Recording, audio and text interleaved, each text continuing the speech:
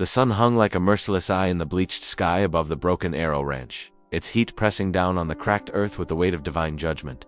Sam McKenzie wiped the sweat from his weathered brow as he surveyed his dying land, the same land his grandfather had claimed 40 years ago when the territory was still wild and full of promise. Now, in the summer of 1887, that promise seemed as dried up as the creek beds that snaked through his property like the bones of some ancient, forgotten beast. Sam was 35 years old, though the harsh Arizona sun and years of backbreaking work had etched lines into his face that made him appear older. His hands, calloused from decades of rope work and fence mending, trembled slightly as he lifted his hat to run his fingers through his sandy brown hair. It wasn't fear that made them shake. Sam McKenzie had never been afraid of anything in his life. It was the bone-deep exhaustion that came from fighting a battle he couldn't win. The drought had begun 3 months ago, arriving like an unwelcome guest who refused to leave. At first, Sam had been optimistic. Arizona was no stranger to dry spells, and the Broken Arrow had weathered them before. But as weeks turned into months without a single drop of rain, optimism had given way to concern, then to worry, and finally, to the kind of desperate determination that drove men to make impossible choices. His cattle, once a proud herd of nearly 200 head, had dwindled to fewer than 50. The rest had either died of thirst or been sold off at devastating losses to buyers, who knew Sam had no choice but to accept whatever price they offered. The remaining animals clustered around the ranch's last functioning well, their ribs showing through their dusty hides, their eyes dull with the resignation of creatures who understood that death was stalking them. Sam's horse, a sturdy Mustang, named Thunder that had been his companion for 8 years, stood in whatever shade he could find, his head hanging low. Even Thunder, who had carried Sam through Apache raids and cattle drives across hundreds of miles of desert, seemed to understand that this enemy was different. You couldn't fight the absence of water with courage or determination. You could only endure it, and hope that endurance would be enough. The ranch house, built by Sam's grandfather from adobe bricks and mesquite wood, sat like a lonely monument to better times. Its walls, once cool and welcoming, now seemed to radiate heat even in the early morning hours. The vegetable garden that Sam's late wife Mary had tended with such care had long since withered to nothing. The fruit trees she had planted, apple, peach, and pear, stood like skeletal sentinels, their branches bare and brittle. Mary had died 2 years ago in childbirth, taking their unborn son with her.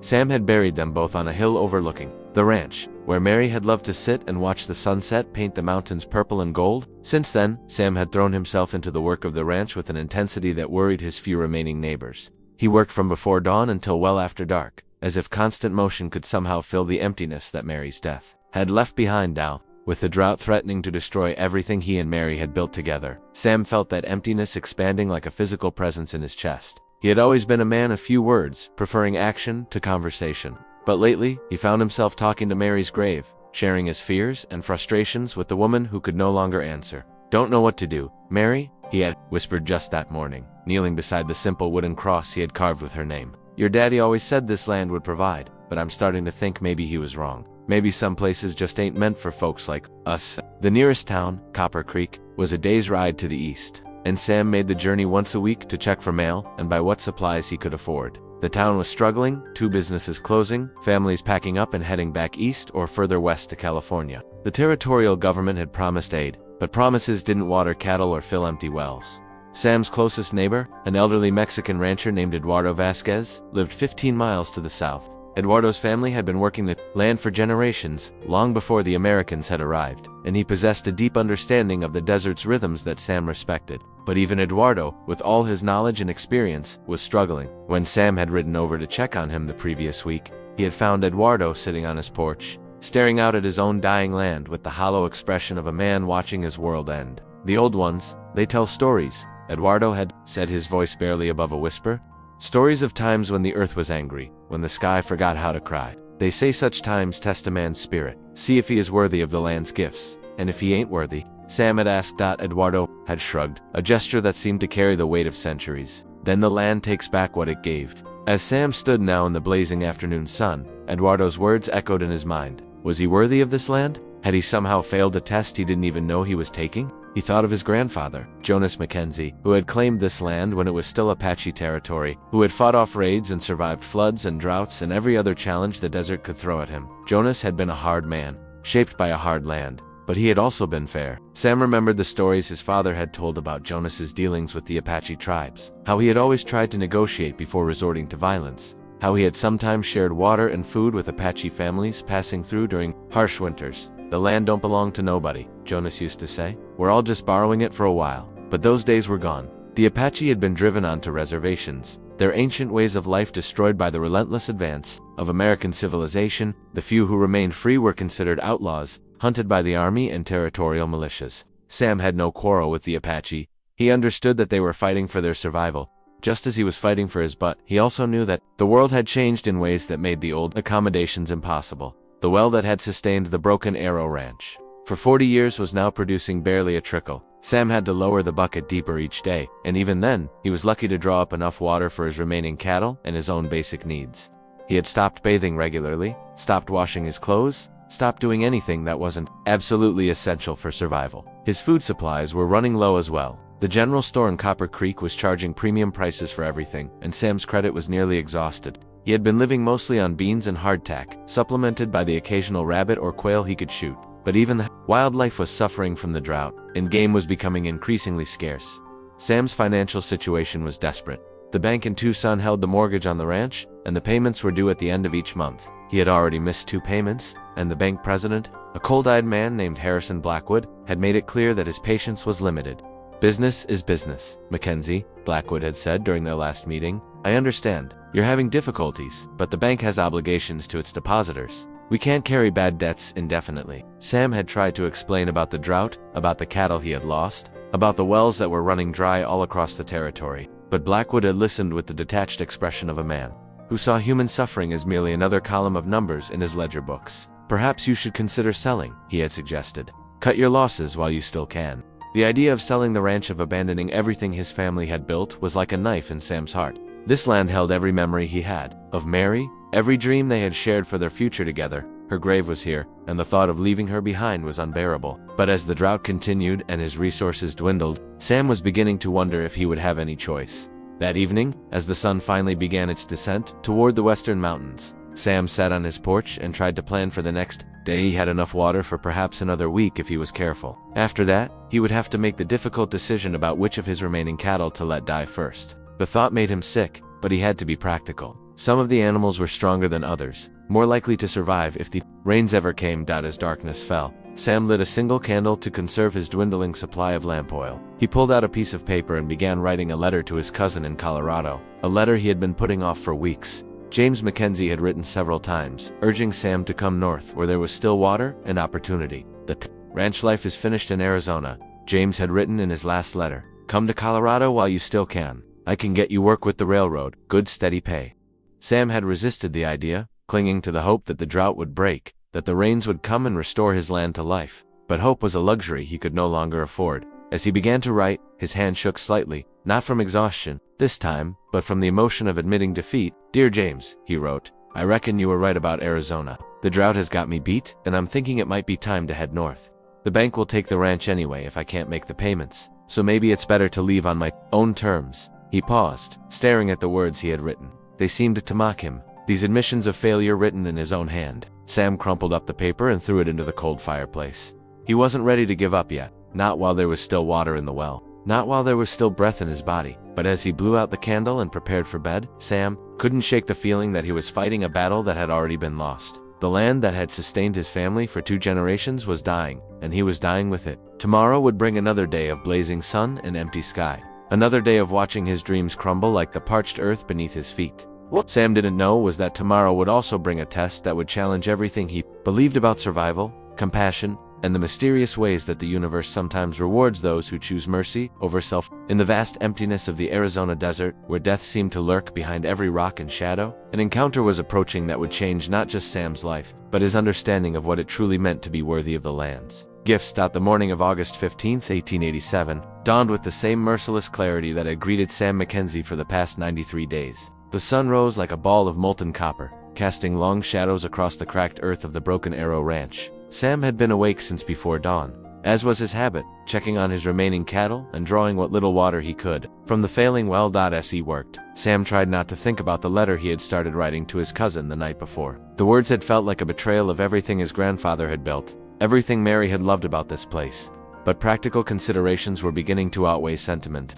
The well was producing less water each day, and Sam estimated he had perhaps 5 days left before it ran completely dry. He was carrying a bucket of water to his horse when he saw the figure in the distance, moving slowly across the desert floor like a mirage shimmering in the heat. At first, Sam thought it might be a coyote or a stray cow, but as the figure drew closer, he realized it was a person, someone walking with the unsteady gait of exhaustion or injury.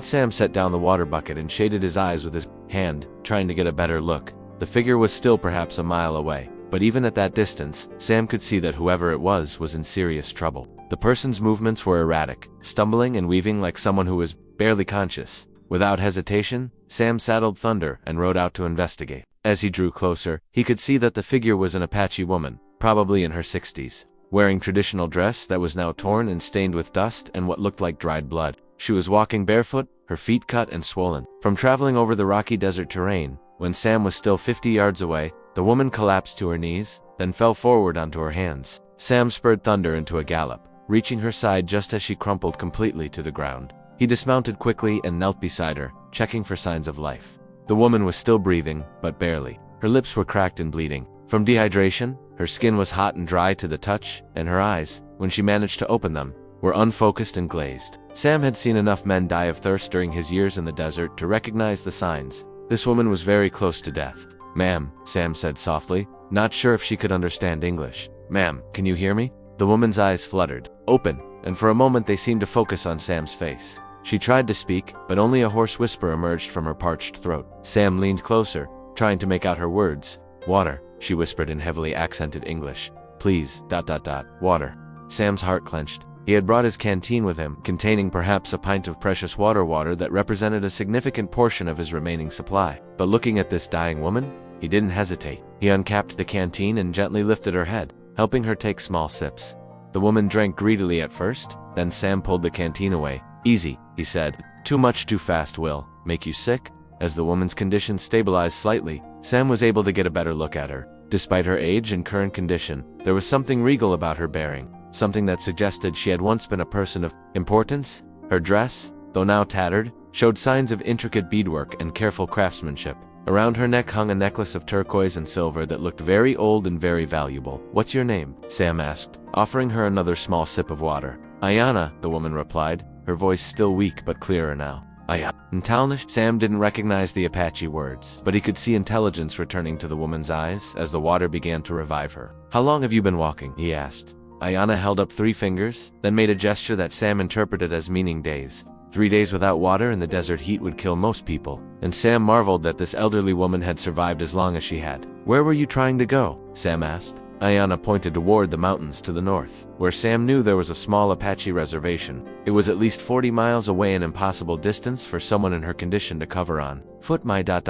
grandson," AIYANA whispered. "Soldiers ... took him. I try to follow." Sam's jaw tightened. He had heard stories about the Army's treatment of Apache families, how they sometimes separated children from their elders and sent them to distant boarding schools designed to strip away their cultural identity. The thought of this elderly woman walking across the desert alone, trying to reach her grandson, stirred something deep in Sam's chest. "You can't make it on foot," Sam said gently. "Not in this heat, not without water." AIYANA's eyes filled with tears, but she nodded, understanding. "I know," she said, "but I must ... try." Sam looked at his canteen, now nearly empty. He had given the woman most of his water, leaving barely enough for his own journey back to the ranch. The practical part of his mind told him he had done enough, that he should help her into whatever shade he could find and then return home to conserve his remaining resources. But as he looked into AIYANA's eyes, Sam saw something that reminded him of his own grandmother, a tough Irish woman who had raised him after his parents died in a cholera outbreak. He saw dignity in the face of impossible odds, love that transcended personal safety, and a kind of courage that had nothing to do with physical strength. "Ma'am," Sam said, making a decision that surprised even him, "I'm going to take you back to my ranch. It ain't much, but it's got shade and a little water. You can rest up, and maybe we can figure out a way to get you to your grandson." AIYANA stared at him in amazement. "You ... help me. But I am Apache, your people and mine. Right now, you're just a person who needs help," Sam said, "and I'm a person who can provide it." With great care, Sam helped AIYANA to her feet and then onto Thunder's back. The horse, sensing the urgency of the situation, stood perfectly still as Sam mounted behind the elderly woman. The ride back to the ranch was slow and careful, with Sam stopping frequently to give AIYANA more small sips of water. As they approached the ranch house, Sam could see AIYANA taking in the details of his property, the dying cattle, the cracked earth, the obvious signs of drought and hardship. When they reached the porch, Sam helped her down and guided her into the relative coolness of the house. "This is all the water I have left," Sam said. showing her a large ceramic jug that contained perhaps 2 gallons of water. "We'll need 2. Be careful with it, but there's enough for both of us for a few days." AIYANA looked at the jug, then at Sam, her eyes wide with understanding. "This is ... all?" "Yes, ma'am," Sam said. "The well's about run dry." "Then you give me your life," AIYANA said, her voice filled with wonder. "You give stranger your life." Sam felt uncomfortable with her gratitude. "I just gave you some water. Any decent person would have done the same." But AIYANA shook her head. She said firmly. "In desert, water is life. You give me your life, and I will not forget." Over the next few hours, as AIYANA rested in the shade of Sam's porch, they talked about their respective situations. Sam learned that AIYANA had been the wife of a respected Apache chief, who had died fighting the army 5 years earlier. Her grandson, a boy named Takoda, was the last of her family line, and the army had taken him to a boarding school in New Mexico as part of their campaign to civilize Apache children. "They say they make him white man," AIYANA said, her voice heavy with sorrow. "Cut his hair, make him forget our ways, forget his people. But he is all I have left of my son, all I have left of my husband." Sam found himself deeply moved by her story. He thought of his own loss, of Mary and their unborn child, and he understood the desperation that would drive someone to attempt an impossible journey across the desert. "The boarding school," Sam said. "Do you know exactly where it is?" AIYANA nodded. "Carlisle School, in New Mexico, but it is many days' travel, and I am old woman with no horse, no money." Sam was quiet for a long moment, thinking. He had a little money saved, enough perhaps for train fare to New Mexico. He also had Thunder, who could make the journey if properly supplied, but using his resources to help AIYANA would mean abandoning any hope of saving his ranch, of making his mortgage payments, of preserving the life he and Mary had built together. As the sun began to set, painting the sky in shades of orange and purple, Sam made another decision that would have seemed impossible just 24 hours earlier. "Ma'am," he said, "I've been thinking. I've got a little money put aside, and my horse is strong enough for a long journey. If you're willing to trust me, I could take you to New Mexico to find your grandson." AIYANA stared at him in shock. "You would do this? Leave your home, your cattle?" Sam looked out at his dying land, at the cattle that were already doomed, at the ranch that the bank would soon claim anyway. "Truth is, ma'am, I don't think I've got much left to lose. And maybe helping you find your family is more important than holding on to something that's already slipping away." That night, as AIYANA slept on Sam's bed while he made do, with blankets on the floor, Sam lay awake thinking about the strange turn his life had taken. 24 hours ago, he had been a man on the verge of losing everything, writing letters of surrender to distant relatives. Now he was planning a journey across hundreds of miles of desert to help an Apache woman find her grandson. It made no practical sense. It would cost him the last of his money and probably his ranch. But for the first time in months, Sam felt something other than despair. He felt purpose. The kind of purpose that came from doing something larger than oneself. As he finally drifted off to sleep, Sam thought he heard the distant rumble of thunder. But when he awoke in the morning, the sky was as clear and merciless as ever. It had probably just been his imagination. Or perhaps the sound of his own heart beating was something that felt almost like hope. What Sam didn't know was that his act of compassion had set in motion forces that operated according to laws older and more mysterious than anything he could understand. In the vast network of connections that bound all living things together, his choice to share his last water with a dying stranger had created ripples that would soon return to him in ways he could never have imagined. Sam McKenzie woke before dawn on August 16th to a sound he hadn't heard in over 3 months, the gentle patter of water dripping. For a moment, he lay still on his makeshift bed on the floor, convinced he was dreaming. The drought had been so complete, so absolute, that the very concept of water falling from the sky seemed like a fantasy from another world. But the sound persisted, and gradually Sam became aware of other sensations that seemed impossible. A coolness in the air that hadn't been there for months, the smell of moisture, and most incredible of all, the sound of running water, not the slow drip of his failing well, but the steady flow of a stream. Sam sat up quickly, his heart pounding. AIYANA was already awake, sitting on the edge of the bed with her eyes wide and an expression of wonder on her weathered face. She was looking toward the window, where the first pale light of dawn was filtering through curtains that Sam hadn't bothered to close in months. "Do you hear it?" AIYANA whispered, her voice filled with awe. Sam nodded, not trusting himself to speak. He rose slowly and walked to the window, pulling back the curtain to look outside. What he saw defied every law of nature he understood. A river was flowing through his land. Not a trickle, not a seasonal wash that might fill during a flash flood, but a genuine river, perhaps 30 feet wide and several feet deep, flowing with clear, clean water that caught and reflected the early morning light like liquid silver. The river ran from the northern mountains, across the center of his property, and continued south toward the desert, following a course that had never existed before. "That's impossible," Sam breathed. But even as he spoke the words, he could see his cattle gathering along the banks of the miraculous stream, drinking deeply for the first time in months. AIYANA joined him at the window, and together they stared at the impossible sight. The river flowed with a steady, purposeful current, and along its banks, Sam could already see the first hints of green grass sprouting from earth that had been barren just hours before. "This is not possible by nature," AIYANA said softly. "This is ... something else." Sam grabbed his clothes and dressed quickly, his hands shaking with excitement and disbelief. He had to see this up close, had to confirm that he wasn't losing his mind from heat and desperation. AIYANA followed him outside, moving with more energy than she had shown since he found her in the desert. The morning air was indeed cooler, and Sam could feel moisture in the breeze, not the dry, scorching wind that had been his constant companion for months, but something that felt almost like the promise of rain. As they approached the river, Sam could hear the gentle sound of water flowing over rocks, a sound so beautiful and alien after months of silence that it brought tears to his eyes. Sam knelt beside the stream and cupped the water in his hands. It was cool and clear, with no taste of alkali or mineral deposits that characterized most desert water sources. He drank deeply, and the water seemed to restore something in his body that he hadn't realized was missing. "Where did it come from?" Sam asked, more to himself than to AIYANA. The elderly Apache woman was standing a few feet away, her eyes closed and her face turned toward the sky. She seemed to be listening to something Sam couldn't hear, or perhaps feeling something he couldn't sense. "My grandmother told me stories," AIYANA said without opening her eyes. "Stories of the old times, when the spirits still walked among us. She said that sometimes, when a person shows true kindness to a stranger, when they give from their heart, even when they have nothing to give, the earth itself responds." Sam looked at her skeptically. "You're saying this river appeared because I gave you water?" AIYANA opened her eyes and looked at him with an expression that was both gentle and profound. "I am saying that kindness has power, Samuel McKenzie, more power than most people understand."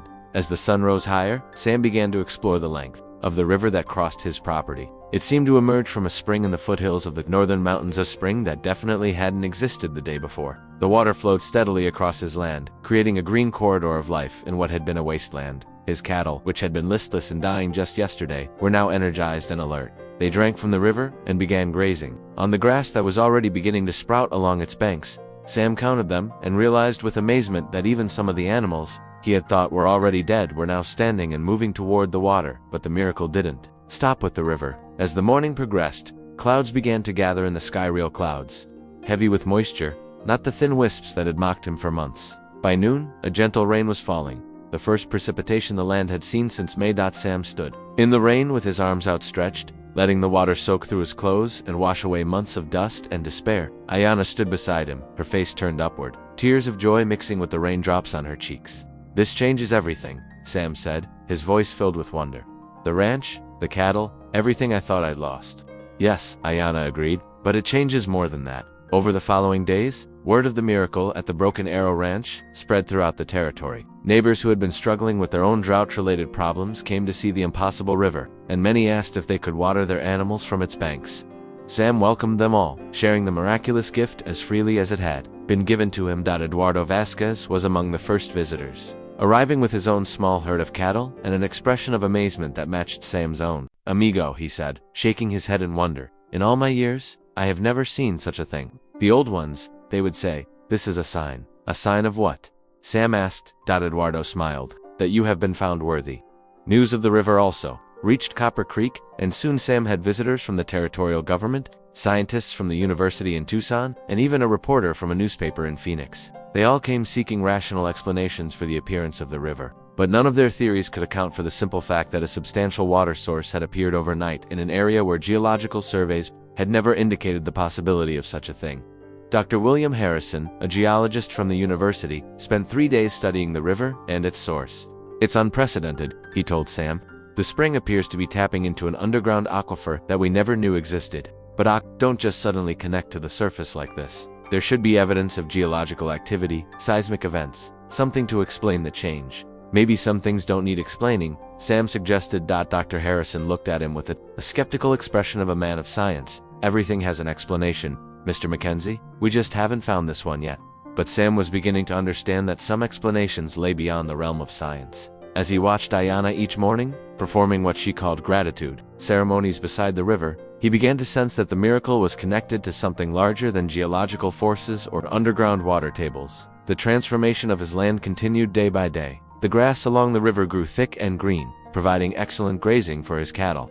The fruit trees that Mary had planted began to show new growth, their branches filling out with healthy leaves. The vegetable garden, which had been nothing but cracked earth for months, became fertile again.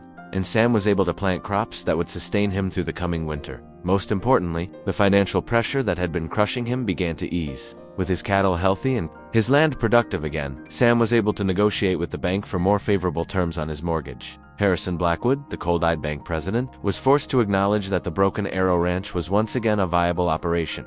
"I must admit, Mackenzie," Blackwood said during their meeting, "I didn't expect you to turn things around so dramatically. This river of yours has certainly changed the equation." But even as his own situation improved, Sam didn't forget his promise to help Ayanna find her grandson.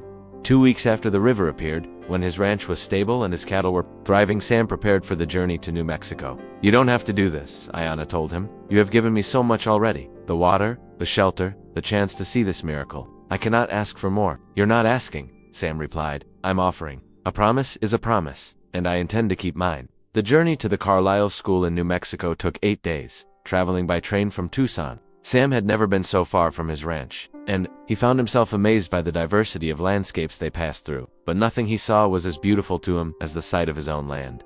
Green and alive with the flow of the miraculous river. The Carlisle School was a grim institution, designed to strip away every trace of Native American culture from its students. The children were dressed in military-style uniforms, their hair cut short, and they were forbidden to speak their native languages or practice their traditional customs. Finding Takoda required patience and persistence. The school administrators were reluctant to release information about their students, and it took Sam's status as a property-owning white man to gain access to the records. When they finally located the boy, Sam was shocked by what he saw. Takoda was 12 years old, but he looked younger due to malnutrition and the stress of his situation. His hair had been cut short, and he wore the same gray uniform as all the other students. But when Ayanna called his name in Apache, the boy's eyes lit up with recognition and joy. The reunion between grandmother and grandson was one of the most moving things Sam had ever witnessed. Despite the school's efforts to erase his cultural identity, Takoda had not forgotten his grandmother or his heritage. He spoke to her in rapid Apache, tears streaming down his face as he told her about his experiences at the school. Getting Takoda released from the institution required more negotiation and a substantial bribe to the school's administrator. Sam used the last of his savings to secure the boy's freedom, but he considered it money well spent when he saw the joy on both Ayanna's and Takoda's faces. The journey back to Arizona was filled with stories and laughter as Ayanna began the process of reconnecting her grandson with his cultural heritage. She taught him songs and stories that he had been forced to forget. And gradually, the spark of life returned to the boy's eyes. When they arrived back at the Broken Arrow Ranch, Takoda was amazed by the sight of the river flowing through the desert. Ayanna told him the story of how it had appeared, and the boy listened with the wide-eyed wonder of someone who still believed in magic. The water spirits blessed this place. Ayanna explained to her grandson in English, so that Sam could understand. They blessed it because a good man shared his last water with a stranger. Sam felt embarrassed by her praise. "I just did what anyone would do," but Ayanna shook her head. "No, Samuel McKenzie, not anyone. Many people would have passed by, would have saved their water for themselves. You chose differently, and the spirits saw your heart." As autumn arrived, Sam realized that his life had been transformed in ways that went far beyond the appearance of the river. Ayanna and Takoda had become like family to him, filling the emptiness that Mary's death had left behind. The elderly woman's wisdom and the boy's energy brought new life to the ranch house that had been silent for too long. Ayanna proved to be a valuable partner in managing the ranch. Her knowledge of desert plants and traditional farming methods helped Sam improve his land management practices. Takoda, despite his youth, was eager to learn and proved to be a natural with horses and cattle. One evening, as they sat on the porch watching the sunset paint the mountains purple and gold, Ayanna shared with Sam the deeper meaning of what had happened. "In our tradition," she said, "we believe that all things are connected. The earth, the sky, the water, all living beings. When someone acts with true kindness, it creates ripples that spread through all of creation. Your kindness to me created ripples that reached the water spirits, and they responded by blessing your land." Sam looked out at the river, still flowing strong and clear after months of drought. "Do you really believe that?" Ayanna smiled. "I believe that the universe rewards those who choose love over fear, generosity over selfishness. You could have capped your water, could have let me die in the desert. Instead, you chose to share what little you had. That choice changed everything." As winter approached, Sam received a letter from his cousin James in Colorado. Responding to the letter, Sam had never finished writing. James had heard about the miraculous river from newspaper reports and was amazed by his cousin's change of fortune. "Sounds like you were right to stay in Arizona after all," James wrote. "Maybe that land of yours is more special than any of us realized." Sam smiled as he read the letter. The land was indeed special, but not because of any inherent magic in the soil or rocks. It was special because it had become a place where kindness was rewarded, where strangers could become family, and where the simple act of sharing water with someone in need could create miracles. The river continued to flow, bringing life to the desert and prosperity to all who lived along its banks. Sam's cattle thrived, his crops flourished, and his ranch became known throughout the territory as a place of abundance and hospitality. But the greatest miracle wasn't the water itself.